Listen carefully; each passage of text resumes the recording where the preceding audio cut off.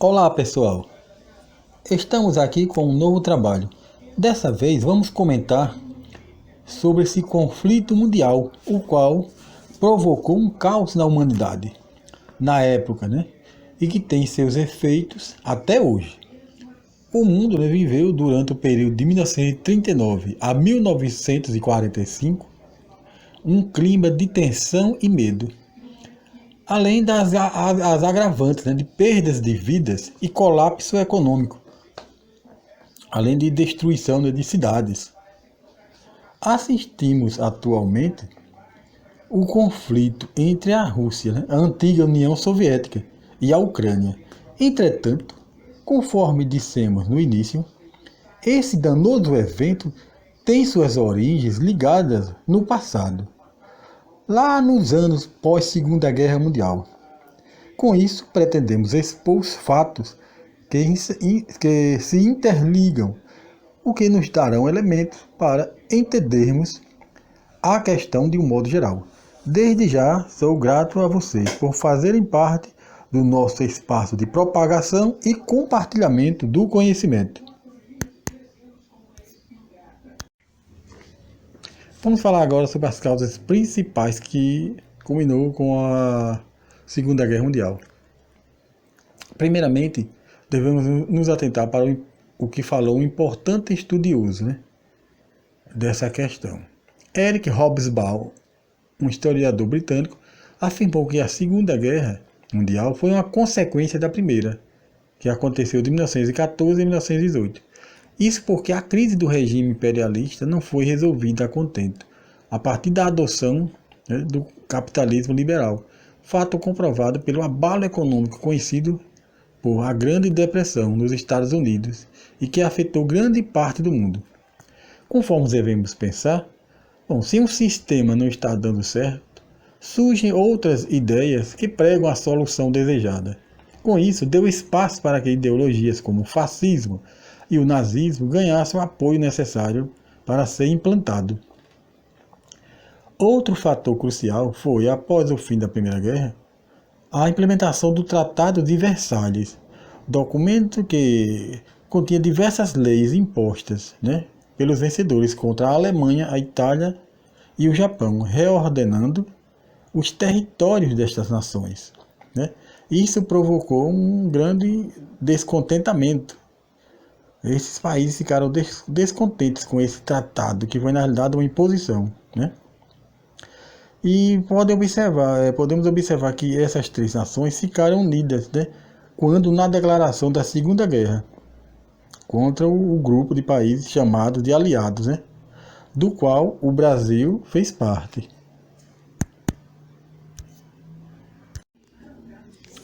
Entre as consequências desse conflito, há aquelas que produziram um efeito, digamos assim, benéfico para a humanidade, tais como a contestação dos regimes ditatoriais, as ditaduras foram contestadas, e a implantação de governos alinhados à social-democracia no continente europeu. Houve também a criação da ONU, a Organização das Nações Unidas, com o objetivo de promover a paz mundial e a valorização dos direitos humanos. Houve também o avanço tecnológico em diversas áreas, entre elas o setor espacial. Mas os efeitos maléficos foram bem maiores, infelizmente. Houve o aumento da fome mundial, consequentemente aumentaram as doenças causadas pela desnutrição, aumento do número de órfãos, fuga em massa de pessoas de suas nações de origem. Também houve o abalo na educação mundial, a divisão do território de alguns países, como o caso da Coreia do Norte e a Coreia do Sul, que persiste até hoje. Houve o caso da Alemanha, que era a Alemanha Oriental, que era do lado da União Soviética antiga, e a Ocidental, alinhada com os Estados Unidos, mas que felizmente ela foi reunificada em 1989.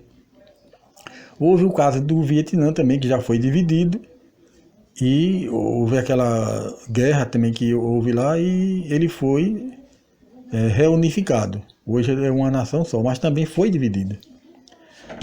Também o caso da divisão do mundo em dois grandes blocos imperialistas, né? Como o caso do bloco capitalista liderado pelos Estados Unidos, né? E o bloco socialista, né? Que é liderado pela União Soviética, né? Atualmente a Rússia, né? E tem um ponto a se falar que, mesmo sendo a União Soviética sendo assim desmembrada, a Rússia tenta manter, né, a sua liderança ali na sua região. Como esses fatos, né, que até hoje nós observamos nos noticiários. Outro fator também muito ruim, a corrida armamentista, né, não só entre Estados Unidos e a União Soviética e hoje a Rússia, mas também outras nações correram atrás de ficar cada vez mais armadas, principalmente com o aumento, né, do arsenal nuclear.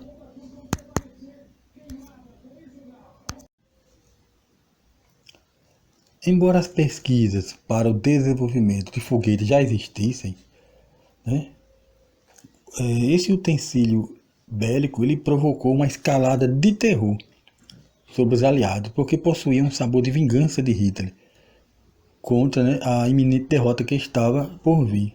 Então ele estava tentando, digamos assim, até as últimas consequências, né? Então o próprio nome em alemão traduzido para o português dessa arma, desse foguete, quer dizer justamente isso, a arma da vingança, cujo teor de destruição era grande e era lançado do território alemão, atingindo Londres, que era o seu alvo principal na Europa, porque oferecia muita resistência.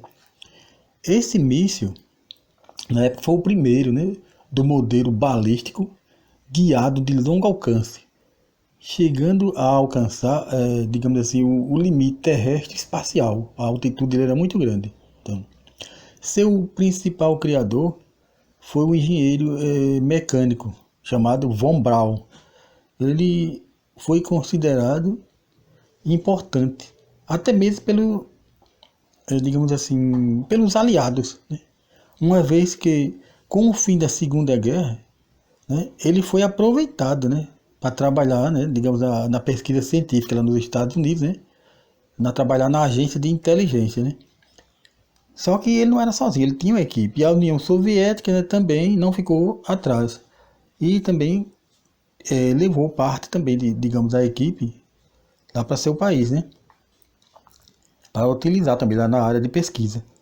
Então, a partir desse implemento, foi impulsionada a corrida espacial que observamos hoje, como a ida do homem à Lua e também os satélites. Então, tudo foi impulsionado através dessas pessoas, esses alemães que tanto estavam avançados nas pesquisas de foguetes. E até hoje, né, a cada dia mais, vemos avançar essa área.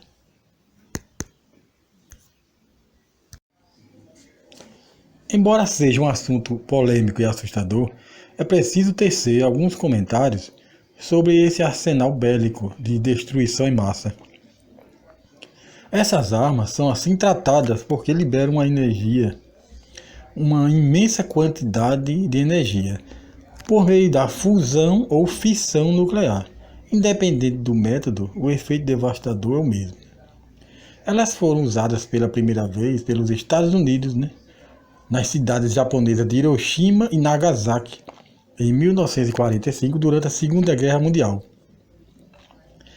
Embora que, com o fim do conflito mundial, muitos países se comprometeram, né, a não produzir esses artefatos. Embora isso não foi tão eficiente assim, essa promessa, porque atualmente 9 países possuem esse tipo de armamento, e com a justificativa de manter a sua segurança, né? Sendo que os maiores detentores são os Estados Unidos, né, e a Rússia atualmente, que era a antiga União Soviética. Em relação ao Brasil, ele utiliza a energia nuclear apenas para fins pacíficos, porque temos aqui as usinas, né, lá em Angra dos Reis, né, no Rio de Janeiro. Os estudos dos elementos radioativos ele já vem desde muito tempo, mais precisamente no final do século XIX, através, né, das pesquisas de Henri Becquerel e também o casal francês Curie. No começo, dos anos 1900, mas foram avançando através também das pesquisas de dois cientistas alemães, Otto Hahn e Fritz Strassmann, o que causou certa preocupação na comunidade científica internacional, uma vez que o avanço dessas pesquisas ela veio digamos assim, a ter essa progressão já perto da Segunda Guerra Mundial, certo? E a Alemanha estava diretamente, né, envolvida nesse conflito. Fato, né, que pode ter levado o governo dos Estados Unidos a agilizar a concretização, né, desse tipo de armamento. Temos também o fato da fórmula que foi desenvolvida pelo também físico alemão, bastante conhecido, que é o Albert Einstein, a qual essa fórmula originou estudos mais profundos futuramente que ocasionaram no desenvolvimento da energia nuclear e, consequentemente, a fabricação da bomba atômica. Enfim, o que observamos nos dias de hoje é que as nações que possuem esse tipo de arsenal estão no centro das atenções, porque elas causam a apreensão, bem como mantêm, né, sua posição de liderança ou de poder no mundo.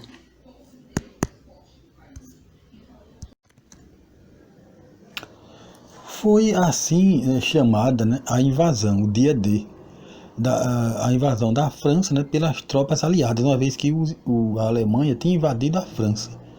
Então essa grande operação, né, das tropas aliadas, comandada pelos Estados Unidos, né, com o intuito de libertá-la, né, das tropas alemãs que haviam, né, invadido aquele país.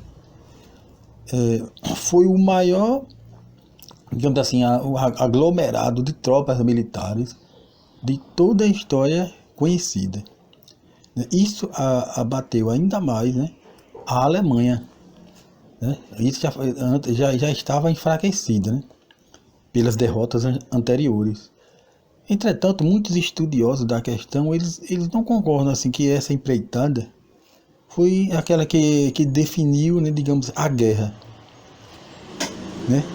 Porque, embora não descarta a sua grande importância, né? Isso porque os alemães, eles já estavam, né, digamos assim, bastante prejudicados com a batalha perdida, né, quando da invasão da União Soviética, quando eles invadiram a União Soviética, que eles não conseguiram o objetivo, então a perda foi grande.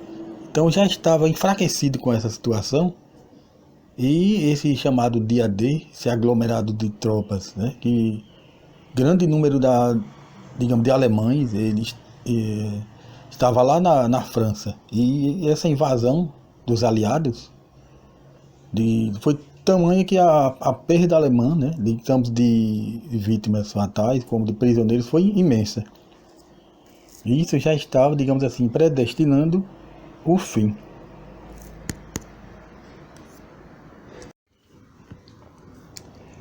Foi a Batalha de Berlim, né, o último evento de guerra no continente europeu, já no final, né, da Segunda Guerra Mundial. As tropas soviéticas, em grande número, fizeram uma entrada triunfal. Contudo, é importante salientar que isso só foi possível devido ao enfraquecimento político, militar e econômico da nação alemã, através do grande esforço de guerra que ela vinha proporcionando desde 1939, né? Aí então já estava desgastada. Com o início do conflito, quando as tropas alemãs, né, invadiram a Polônia. Então, em 1939, a guerra começou e a Alemanha vinha oferecendo grande força militar contra as outras nações. Mas chegou um tempo que ela também já estava ficando desgastada. E então os soviéticos eles invadiram, tá certo, tiveram a força necessária também e conseguiram entrar em Berlim. Isso já decretando o fim, né, da Alemanha. Além disso, é imprescindível acrescentar que era uma questão de honra para os soviéticos ser os primeiros a conquistar Berlim e derrotar definitivamente os nazistas, porque Hitler ele tinha tentado fazer o mesmo na União Soviética, né? Ou seja, ele invadiu também lá, ele tinha esse desejo. E ele causou lá muita destruição e morte. Mas no final, o Hitler não alcançou o objetivo.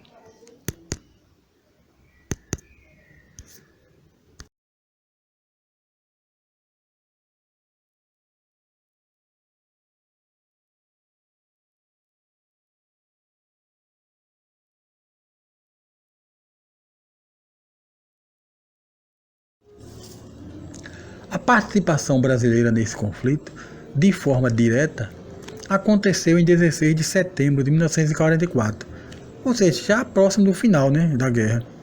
Ele foi lá ele atuou na libertação da Itália, no Brasil. Porém, eventos anteriores prepararam essa investida. Isso porque o Brasil manteve boas relações com a Alemanha até 1937. Mas ocorreu um certo afastamento em 1938. Né? Entretanto, com o início da guerra, quando a guerra explodiu, o Brasil ele permaneceu por um bom tempo neutro. Mas a partir desse momento, começou uma aproximação com os Estados Unidos. E, consequentemente, o Brasil rompeu relações definitivas com a Alemanha, Itália e Japão em 1942. Eram os chamados países do eixo. Então, com o apoio, né, dos Estados Unidos, as Forças Armadas brasileiras foram se modernizando, né? Além disso, lá no governo da época, que era o Getúlio Vargas, foi construída a indústria do beneficiamento do aço, a chamada Companhia Siderúrgica Nacional. A nossa tropa era composta por 25 mil homens, da era chamada Força Expedicionária Brasileira. Atuou bravamente contra a derrota do nazismo também. Um fato a comentar é que antes a nossa Força Armada, né, ela era bastante influenciada pelas táticas francesas, a doutrina, né, militar da França. Era um fato natural porque grande influência, né, exerceu esse país, né, aqui no Brasil. Mas com a invasão da alemã no território francês, né, a chamada Guerra Relâmpago, os alemães, eles, embora a França tivesse um exército relativamente bom, preparado, mas a Alemanha estava muito mais forte. E rapidamente ela conseguiu invadir e dominar, né, a França. Então o protagonismo, a partir daí, ele partiu lá para o lado dos americanos, ou seja, lá dos Estados Unidos. Né? Surgia então uma nova doutrina militar para os nossos soldados, para a nossa Força Armada. Então os Estados Unidos eles ofereceram treinamentos, principalmente para os destinados à aviação, cedendo até aviões para esse acontecimento, o que provocou reações dos inimigos de guerra. Né? Aí ocorreu, como no caso dos torpedeamentos nos navios brasileiros no litoral, né, sergipano e baiano, deixando em torno de 607 vítimas fatais, entre homens, mulheres e crianças, causando clamor popular, até que o governo do Brasil declarou guerra à Alemanha e seus aliados, Itália e Japão, denominados, né, os países do eixo.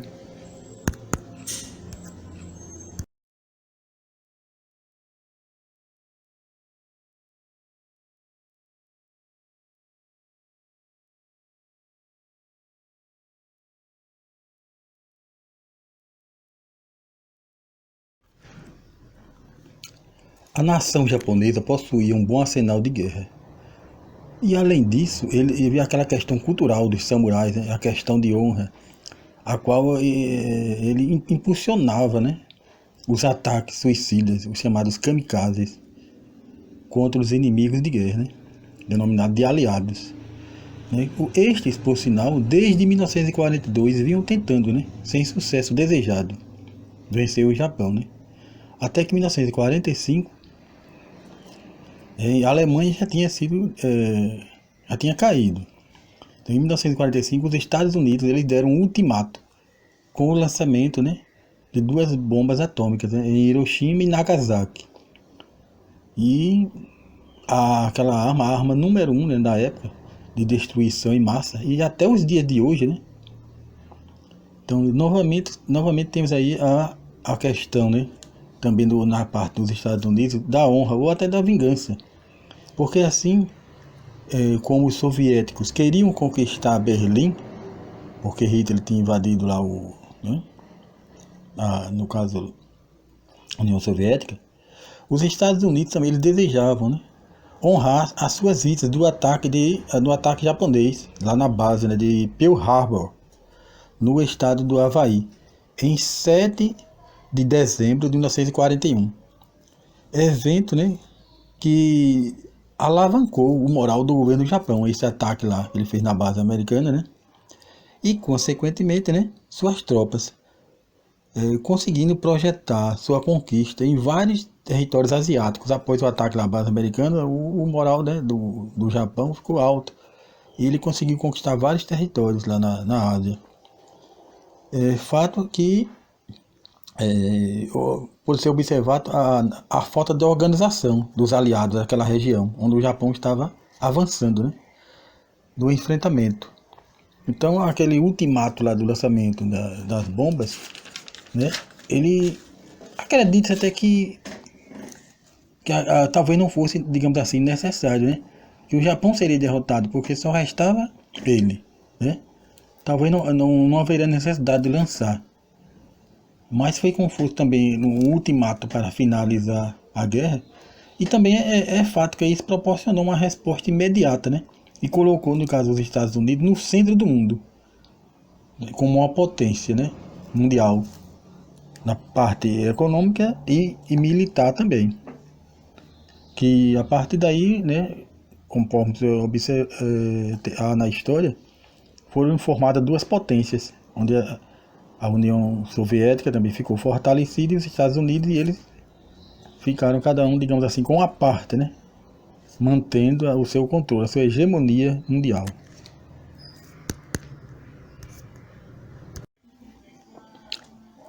A partir de agora, vamos tratar sobre os acontecimentos provocados pelas ações originárias, né, da guerra, né? Ou seja, após o fim do conflito.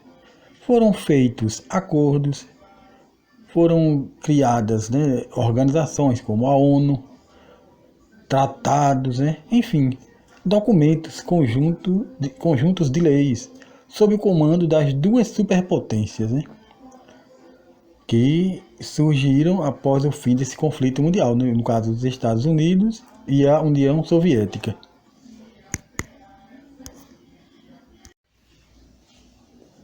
Criação do Plano Marshall, cujo objetivo era tratar da recuperação financeira e estrutural dos seus aliados, causado pela destruição bélica, ou seja, da guerra. Sob o comando da potência estadunidense, né, os Estados Unidos, né, essa ajuda durou de 1947 a 1951. Também houve a criação da OTAN, que tanto ouvimos falar hoje nos noticiários, né? Aquele problema lá da Ucrânia, né, que está querendo aderir à OTAN. Na realidade, a OTAN é uma organização do Tratado para o Atlântico Norte, ou seja, foi em 1949, né, foi feita essa organização, e o objetivo era garantir a segurança militar de seus membros. Aquela irmandade, digamos assim, militar pronta para agir em caso de um conflito, né? E a OTAN ainda continua em atividade até os dias de hoje, né? E conta atualmente com 31 membros. Eram 30 membros, mas a Finlândia aderiu recentemente, né?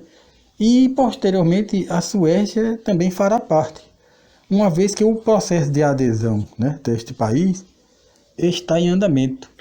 E isso, quer queira ou quer não, ele tem contrariado os interesses russos, né? Porque ali é a área da Rússia, da abrangência, né? Desde lá na época da União Soviética, que foi desmembrada, né, em 91, mas a Rússia tem a sua área, digamos, de abrangência, ali, do seu domínio, né, político, econômico e militar. E a OTAN, ela está fazendo parte agora desses países aí que fazem fronteira com a Rússia. E isso tem gerado, né, o descontentamento.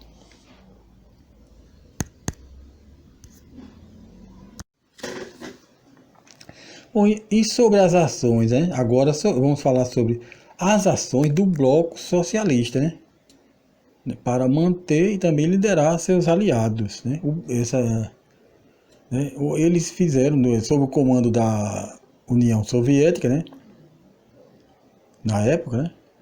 Que hoje em dia temos apenas a Rússia, que é a União Soviética, ela foi desmembrada, né, em 1991. Então eles criaram, né, o Pacto de Varsóvia, né, uma aliança também militar, em resposta à OTAN. Buscava garantir a segurança do bloco, né, do bloco socialista, né, liderado, conforme já falamos, pela União Soviética. Um fato curioso é que esse pacto, né, ele foi elaborado, né, na capital da Polônia, né, que se chama Varsóvia.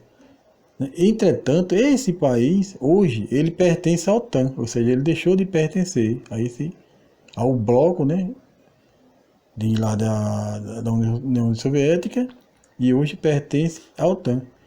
E o Pacto de Varsóvia, hoje, ele não existe mais. Ele já foi dissolvido, e a OTAN permanece até hoje. Assim como os Estados Unidos, também os soviéticos também elaboraram, né, um plano de ajuda financeira para reestruturar o seu bloco, né, o qual ficou conhecido como Conselho para a Assistência Econômica Mútua. Ou seja, eles agiam assim, né? Tem o lado da defesa, né, lado militar, e também o lado da ajuda financeira para reestruturar as nações destruídas pela guerra.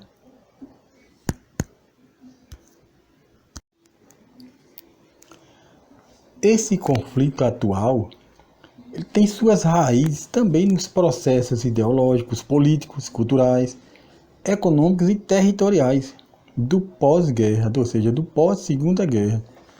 Isso porque a Ucrânia, né, um país do leste europeu, ele fez parte do bloco socialista liderado no passado, né, pela União Soviética, né, que hoje é a Rússia. Conforme já falamos que a União Soviética foi desmembrada, né, em 1991. Então, eles permaneceram ao lado, né, dos soviéticos durante o chamado período da Guerra Fria, ou seja, um tempo de tensão constante entre Estados Unidos e União Soviética, né, as duas potências, né, que formaram dois, né, grandes blocos. Né. Ocorreu, né, em 1991, né, quando foi desfeita a União Soviética, né. Então a Ucrânia, após esse tempo, ela começou a se direcionar para o lado dos Estados Unidos e, consequentemente, né, ela tem aquele desejo de entrar para a União Europeia e também para a OTAN, né, que é uma organização militar que é contrária, né, aos interesses, né, soviéticos. Então, outro ponto importante, né, é sobre aquela região da Crimeia. Então, na nossa pesquisa, nós constatamos que no passado, um passado um pouco distante, a Crimeia tinha sido anexada, é um território lá da Ucrânia, mas já tinha sido anexada ao território russo. Só que eles mesmos, os próprios russos, eles devolveram, né, esse território da Crimeia aos ucranianos em 1954. Né? Mas um certo tempo após, né, ele foi novamente tomado pelos russos. Né? Isso provavelmente porque, né, já existia essa predisposição, né, da Ucrânia seguir um caminho contrário, né, dos seus antigos aliados, que eram os soviéticos. Né? O que significaria o quê? Perda da influência, né, da Rússia em sua área de domínio, sua área de abrangência. Então, que isso causaria, né, no caso, ele causou esse descontentamento e a razão para o conflito que observamos aí no dia a dia dos noticiários.